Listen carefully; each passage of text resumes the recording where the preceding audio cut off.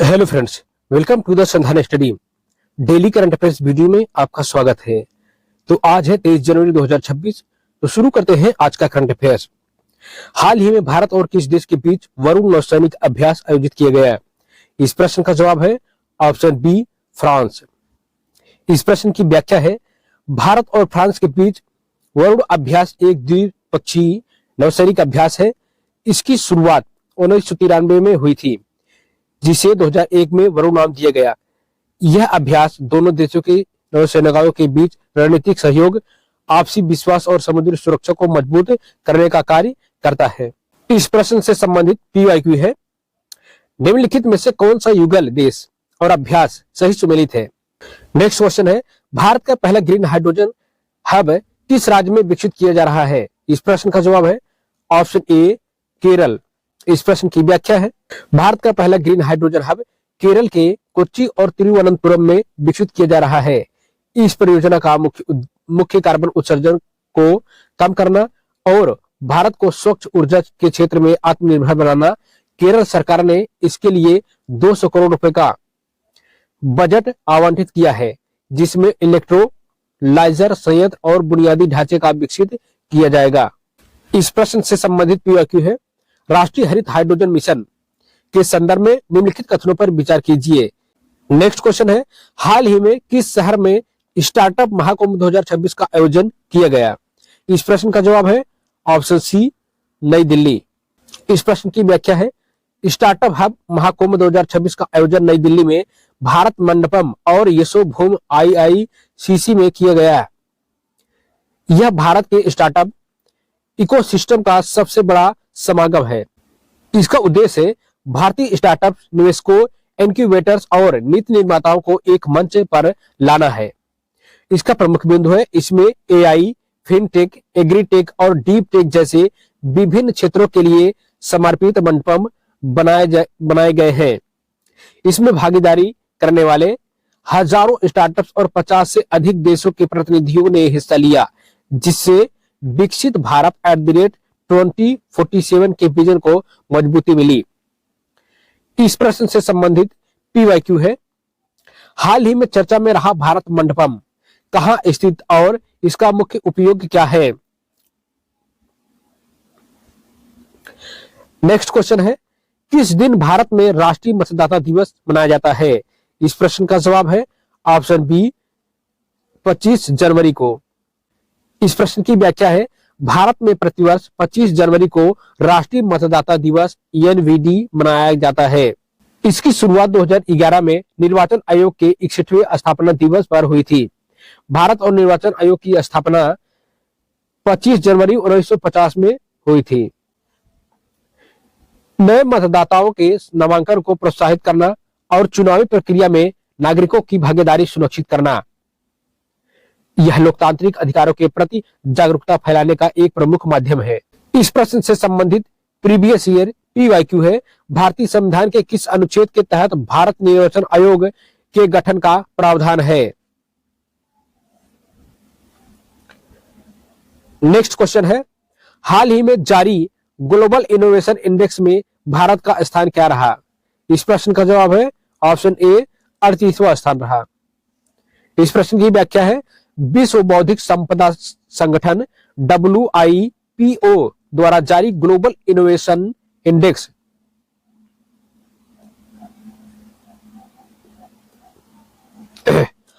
Next question है, विश्व बौद्धिक संपदा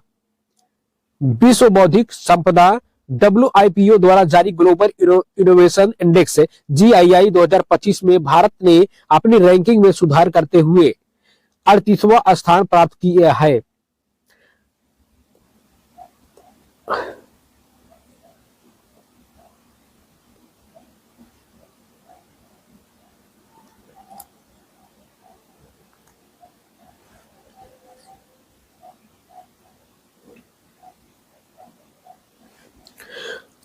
स्थान प्राप्त किया है। भारत 2024 में 39वें और 2023 में 40वें स्थान पर था। 2015 में भारत 21वें स्थान पर था, जो पिछले एक दशक में नवाचार के क्षेत्र में बड़ी प्रगति को दर्शाता है। इस सूचकांक में स्विट्जरलैंड पहले स्थान पर बना हुआ है। भारत निम्न मध्यम आय वाले देशों और मध्य एवं दक्षिण एशिया क्षेत्र में पहले स्थान पर है। भारत के 4 शहर बेंगलुरु, दिल्ली, मुंबई और चेन्नई दुनिया के शीर्ष 100 विज्ञान और प्रौद्योगिकी क्लस्टरों में शामिल है।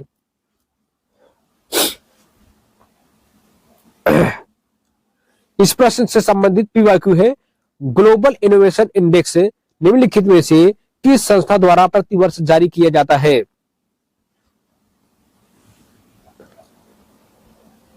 नेक्स्ट क्वेश्चन है, भारत की पहली बुलेट ट्रेन परियोजना किन 2 शहरों के बीच है? इस प्रश्न का जवाब है ऑप्शन बी, मुंबई अहमदाबाद।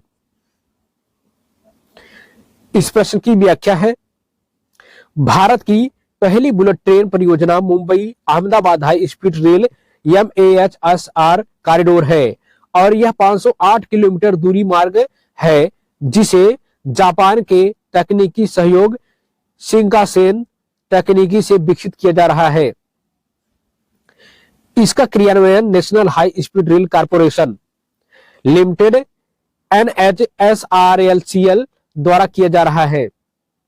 यह ट्रेन अधिकतम 320 किलोमीटर प्रति घंटा की गति से चलेगी, जिससे दोनों शहरों के बीच यात्रा का समय 2 घंटे तक कम हो जाएगा।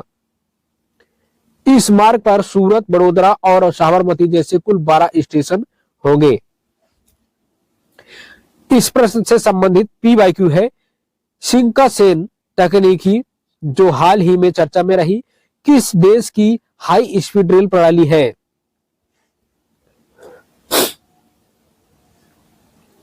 नेक्स्ट क्वेश्चन है, हाल ही में किसे अंतरराष्ट्रीय क्रिकेट परिषद ICC का अध्यक्ष चुना गया है? इस प्रश्न का जवाब है अमित शाह।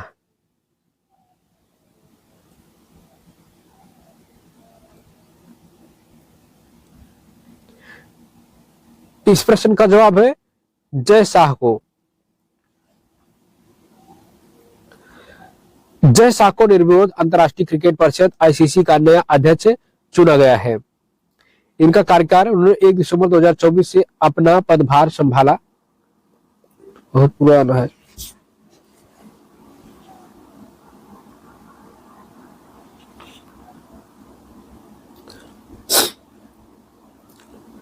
नेक्स्ट क्वेश्चन है, राष्ट्रीय पर्यटन दिवस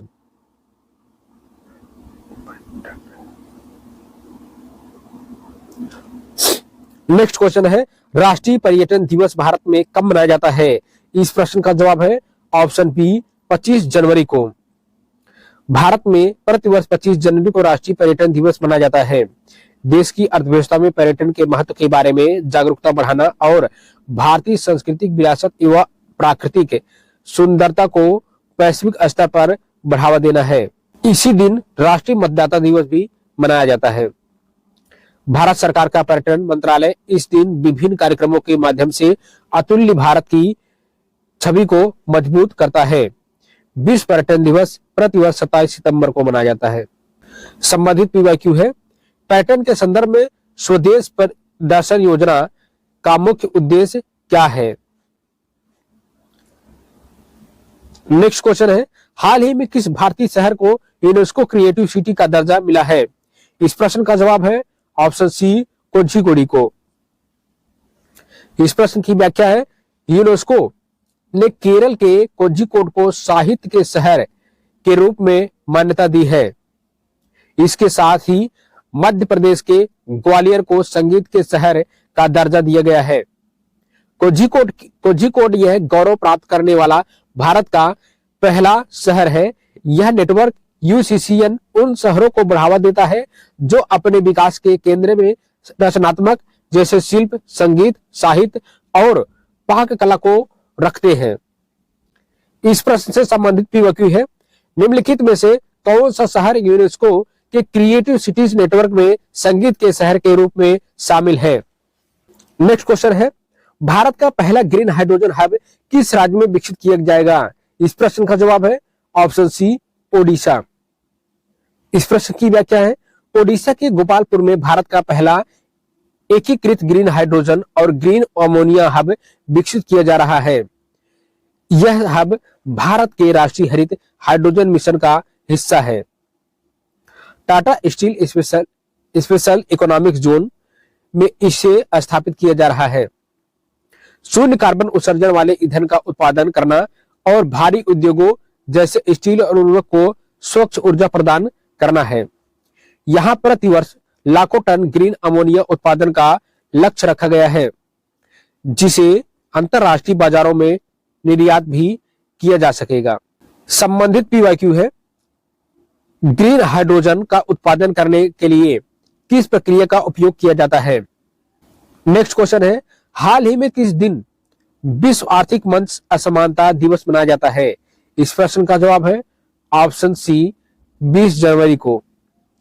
इस प्रश्न की व्याख्या है, विश्व आर्थिक असमानता दिवस प्रतिवर्ष 20 जनवरी को मनाया जाता है। यह दिन अक्सर विश्व आर्थिक मंच WEF की दावोस बैठक के साथ मेल खाता है, जहां ऑक्सफैम जैसी संस्थाएं अपनी वैश्विक असमानता रिपोर्ट जारी करती है। इसका उद्देश्य दुनिया भर में अमीर और गरीब के बीच बढ़ती खाई के प्रति जागरूकता बढ़ाना और सरकारों को ऐसी नीतियों के लिए प्रेरित करना जिससे धन का समान वितरण हो सके। इसका महत्व है, यह दिवस न्यूनतम मजदूरी, कर सुधार, सामाजिक सुरक्षा जैसे विषयों पर वैश्विक चर्चा को बढ़ावा देता है। इस प्रश्न से संबंधित पीवाईक्यू है, लॉरेंज वक्र और गिनी गुणांक अर्थशास्त्र में किसे मापने के लिए उपयोग किए जाते हैं। नेक्स्ट क्वेश्चन है, हाल ही में भारत और किस देश के बीच संयुक्त सैन्य अभ्यास सूर्य किरण आयोजित किया गया। इस प्रश्न का जवाब है नेपाल के बीच। सूर्य किरण भारत नेपाल की सेनाओं के बीच आयोजित होने वाला एक द्विपक्षीय संयुक्त सैन्य अभ्यास है। यह एक वार्षिक अभ्यास है जो बारी बारी से भारत और नेपाल में आयोजित किया जाता है। इसका मुख्य उद्देश्य पहाड़ी क्षेत्रों में आतंकवाद विरोधी अभियानों और मानवीय सहायता एवं आपदा राहत HADR कार्यों में आपसी तालमेल और अंतर क्षमता को बढ़ाना है। यह दोनों पड़ोसी देशों के बीच लंबे समय से चले आ रहे रक्षा संबंधों को दर्शाता है। तो डेली करंट अफेयर्स वीडियो में बस इतना ही। मिलते हैं नेक्स्ट वीडियो में, तब तक चैनल को लाइक, सब्सक्राइब, शेयर जरूर करें। धन्यवाद।